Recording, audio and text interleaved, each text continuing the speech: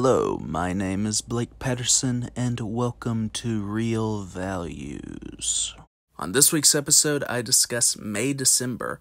Coming out of the Cannes Film Festival, the reviews for May December seemed calmer than the reviews it would initially receive in America. The initial reviews spoke of the movie as if it was going to be a midnight classic, along with movies like Eraserhead and Pink Flamingos. As much as I love those films, I question the placement of Todd Haynes' latest feature within the category due to his past work. Even after seeing May December, what is much clearer to me is Haynes' unique relationship with Robert Altman and Ingmar Bergman due to his vision of an actress entering a world one may unlikely understand, since it revolves around the controversial relationship of a woman who raped a 13-year-old boy in a pet store. Persona and Three Women come to mind in some ways, but May December, a screenplay credited to Sammy Birch, is a Haynes picture in its artful sense of environment and the complicated people who inhabit it. May December also has a quicker rhythm than Altman and Bergman's masterpieces, but they equally pull the viewers into their psychological abyss. Opening the motion picture with Marcelo Zarvos's adaptation of Michel Legrand's score from Joseph Losey's The Go-Between, the masterful story of a child helping a woman secretly send letters to a farmer she loves, even though her parents want her to marry an estate owner. Haynes develops the symbol of a butterfly taking pollen in a garden, and it establishes how the dynamic between predator and prey will be significant within the narrative. Arriving in Savannah, Georgia, television series actress Elizabeth Berry, played by Natalie Portman, is ready to stretch her wings and play the role of a sex offender in an upcoming independent movie. Elizabeth wants to understand the psychology of Gracie Atherton Yu and how she functions with her husband, Joe Yu, played by Charles Melton, and others in Tybee Island. Elizabeth comes from the school of method acting in her precise consideration of roles. The first meeting between Elizabeth and Gracie is so jarring in its development, such as the high-key lighting complementing the bizarrely blissful atmosphere, because Haynes and Birch challenge the preconceptions one may have about the community's response to Gracie. Even though the community appears idyllic in its design and hospitality, Haynes and Birch include aspects from outside the island to convey how Gracie's intention to maintain a picturesque environment is beyond her control, as in people delivering boxes of feces at her house. Gracie's fastidious approach to her cakes and food for dinners complements her manipulation of the setting and her family, particularly Joe. Audiences first acknowledge this dynamic in the kitchen when Gracie comments on Joe having another bottle of beer as if he is her child. As the relationship between Elizabeth and Gracie evolves, Elizabeth's provocative questions lead to questions the movie raises about its characters. One question is, why would Joe's parents allow Joe to see and gradually marry Gracie after leaving prison? Haynes and Birch give audiences an idea through a brief interaction involving Joe and his father, and the conversation concludes with Haynes concentrating narrowly on an unfinished cigarette to indicate the father's recognition of Joe wanting to be free, since his youngest children, twins Charlie and Mary, are about to graduate. As the soft-spoken Joe, Melton appears as if Joe is still a child forming into an adult's body. Viewers recognize this psychological distinction through his body movement and how he discreetly texts women. The latter part suggests how Joe is reaching for freedom even though he feels he must be loyal to Gracie. When one woman mentions how she is about to take a bath, Melton subtly moves his lips to indicate Joe's sexuality, which has been robbed from him by Gracie. The notion of a victim surviving within a luxurious prison is also central to Sofia Coppola's Priscilla, and both Melton and Kaylee Spaney evoke those uniquely tragic experiences through behavior. Joe's inner turmoil eventually culminates through his interest in Elizabeth. Both are the same age, actually, until he realizes how Elizabeth is exploiting the scandal for her career after they have sex. Elizabeth's response to the Atherton Yu marriage causes Joe to speak with Gracie about him being underage when their relationship started, and Gracie responds to Joe by expressing how he is the seducer. In her portrayal of Gracie, Julianne Moore's performance recalls Blanche Dubois, a character from Tennessee Williams's A Streetcar Named Desire, because Gracie and Blanche believe they are princesses being taken away by much younger princes.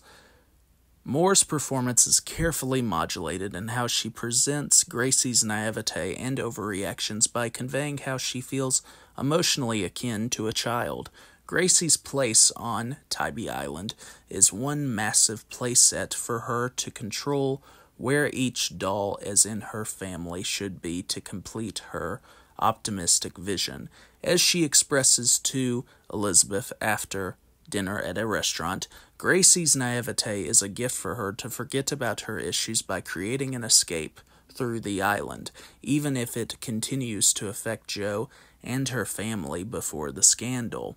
In one heartbreaking moment, Elizabeth meets with Gracie's ex-husband, D.W. Moffat's Tom Atherton, in Savannah to discuss his first encounter with Gracie and their seemingly pleasant marriage until the scandal. The subdued devastation on Moffat's face as he tries to remain calm conveys the crime's impact on him and his family. To a more extreme degree, Elizabeth's brief conversation with Gracie's son, played by Corey Michael Smith as Georgie, is affecting in how it displays an adult still coming to terms with his younger self's abrupt realization of his mother's crime, and how it is with a peer from his class. Georgie's character gains some shading in its development when he wants to be a music advisor on Elizabeth's independent movie, since it is bringing up a part of their lives they have been trying to move away from for years. Considering Elizabeth's role in these lives, Haynes explores two kinds of exploitation through the narrative: the cinematic and the criminal. The criminal exploitation concerns Gracie's role against Joe, but Elizabeth's involvement in exploiting the scandal brings awareness to criticisms many people exhibit about documentaries and true crime stories. The complaint concerns these projects' impact on the people still surviving the tragedy. Portman effectively portrays Elizabeth through every maneuver the character makes to extract details from Gracie's behavior and her conversations with everyone during her time in Georgia. Each decision Elizabeth commits is as punctilious as Gracie's approach. In one monologue aesthetically inspired by Bergman, Elizabeth takes an old letter by Gracie to Joe and performs it by imagining how she would play Gracie to the camera. Through Elizabeth and Gracie, Haynes aims at the heart of egotistical people who carve out performances for their benefit. They establish facades to deceive their prey without considering the effects of their actions. Since the beginning of his career, Haynes has been fascinated by the darkness society creates through an artificially idealistic lens to create repression and censor identity. Even though the narrative concerns a criminal, the artificiality people and America create for themselves is central to how Gracie envisions her status and how Joe is the subject of the damage beneath the facade. Haynes is as sympathetic to Joe's situation as he is to Frank Whitaker, Caffey, and Raymond Deegan in Far From Heaven because these characters are oppressed by larger forces in their lives. They want to live and be happy, yet they fear people who would judge them. Referring to Altman and Bergman, Haynes's employment of zooms and concentration on faces and body movement aesthetically explores the connective tissue of detachment from others and within oneself through the narrative. A shot of Joe letting a butterfly fly away from its prison presents a different contextualization of the butterfly motif through the character's conflict. The creative choice also recalls Michelle Williams letting a bird fly away from the art gallery in Showing Up by Kelly Reichardt, one of Haynes's close friends. And both sequences express the feeling of moving onward amid difficult times to be free. Haynes vaguely confirms this possibility when concentrating on where Joe and Gracie are at their children's graduation. There is a frequently hazy, dreamlike quality to the cinematography to complement Gracie's psychological viewpoint. However, the palette slightly recalls how Altman directs Three Women with its sense of bright colors in Tybee Island and Savannah. Even though it sounds like a heavy drama, there is a satirical sense of humor throughout the film, and Haynes focuses on the contradictions and flaws within Elizabeth and Gracie's behavior. Some humorous moments may likely turn into memes, but the general conversation will be how Haynes materially treats sensitive topics. The overwhelming richness of the psychodrama in May December is a case where the movie will reveal itself more each time, which is a part of what makes great storytelling.